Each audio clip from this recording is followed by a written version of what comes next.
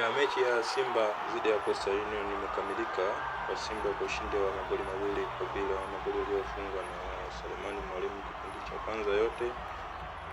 Selemani Mwalimu akipokea assist nzuri sana kutoka kwa Clatous Chama iliyoanzia kwenye movement nzuri ambapo Coastal Union walikuwa kwenye kushambulia lakini wakapoteza mpira. Chama kaenda kumpa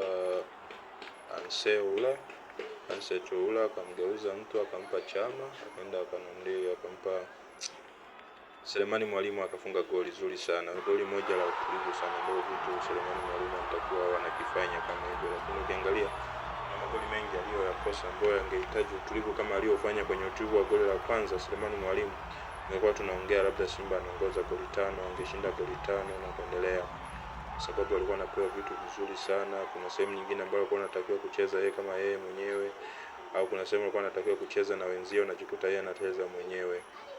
Lakini kitu kingine, goli la pili limefungwa na Traore ya mpaka sasa Simba wamefanya hivyo, lakini ukiangalia Simba walianza kucheza kwa nidhamu zaidi, walikuwa hawataki kupata majeraha. Ukiangalia kuna game wanaenda kuipata siku ya Jumapili, mechi dhidi ya Azam. Kwa hiyo ukiangalia walikuwa wanacheza kwa tahadhari nyingi sana. Ya pia usisahau kusubscribe kwenye hii channel ya Simba ya Simba Vibe, kuleta uchambuzi mzuri kabisa kama huo kwa hivi.